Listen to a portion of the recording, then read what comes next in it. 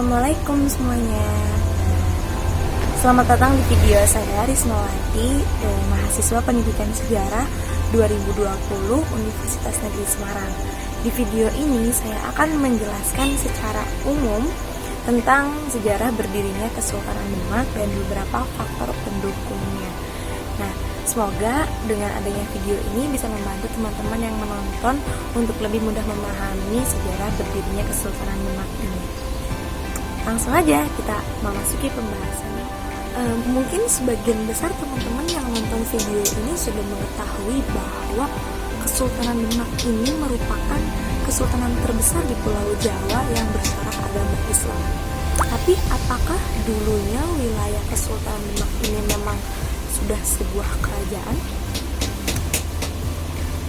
Jadi teman-teman, wilayah Kesultanan Demak ini dulunya adalah sebuah kadipaten yang berada di bawah naungan kerajaan Majapahit.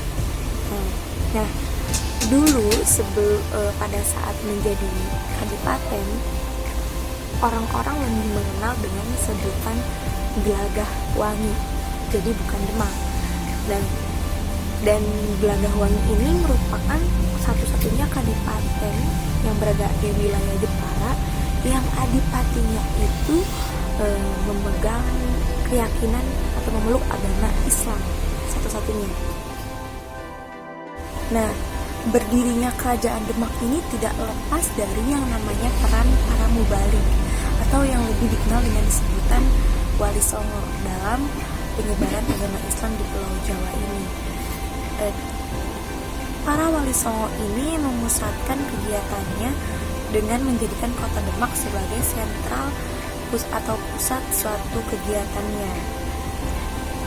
Atas dukungan Wali Songo tersebut dan terutama Sunan Ampel, maka Raden Patah itu ditugaskan untuk menyebarkan dan mengajarkan agama Islam serta membuka pesantren di desa Gelagah Wangi dan yang sekarang disebut dengan daerah Demak.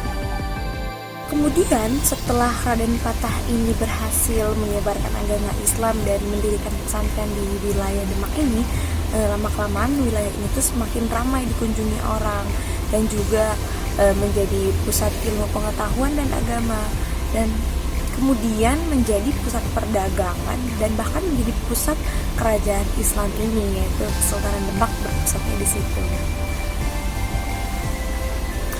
Kerajaan atau Kesultanan Demak ini yang didirikan oleh Raden Patah atas restu dan dukungan dari Wali Songo tadi, diperkirakan itu tidak lama setelah keruntuhan kerajaan Majapahit yang dipimpin Prabu Brawijaya V itu sekitar tahun 1478 Masehi.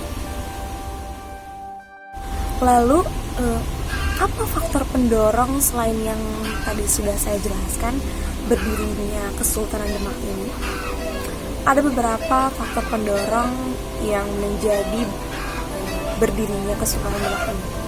Yang pertama, itu ialah pada saat itu jatuhnya wilayah Malaka ke tangan Portugis yang mengakibatkan para pedagang Islam mencari persinggahan dan wilayah perdagangan baru.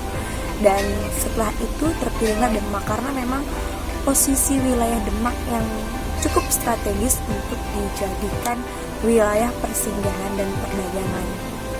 Nah, faktor yang kedua itu Raden Patah sebagai pendiri kerajaan Kesultanan Demak ini merupakan keturunan dari kerajaan Majapahit, dan memang awalnya wilayah Demak ini juga bagian dari wilayah Majapahit, yaitu kadipatennya.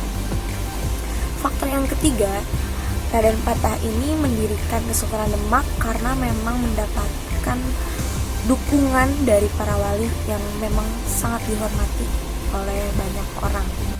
Faktor yang keempat ialah banyaknya adipati yang ada di wilayah kekuasaan Majapahit, di wilayah pesisirnya itu sudah merasa tidak puas dengan kerajaan Majapahit, sehingga mereka lebih mendukung Raden Patah untuk mendirikan kesultanan baru. Lalu faktor yang kelima ialah mulai mundur dan runtuhnya kerajaan Majapahit karena memang Raden Patah merupakan keturunannya dan dia berinisiatif untuk mendirikan kesultanan baru sehingga lebih mudah, karena memang pada saat itu Kerajaan Majapahit sudah mengalami kemunduran dan seperti mencirikan akan segera runtuh. Lalu faktor yang terakhir ialah pusaka Kerajaan Majapahit sendiri yang sebagai lambang kekuasaan, pemegang kekuasaan itu diberikan kepada Raden Patah, sehingga ini seperti poin plus bahwa Raden Patah itu berhak untuk mendirikan kesultanan baru atau melanjutkan Majapahit. Jadi semuanya di tangan Raden Patah, seperti itu. Jadi adanya faktor-faktor ini tuh memberikan poin plus kepada Raden Patah untuk semakin kuat mendirikan kesultanan Demak ini.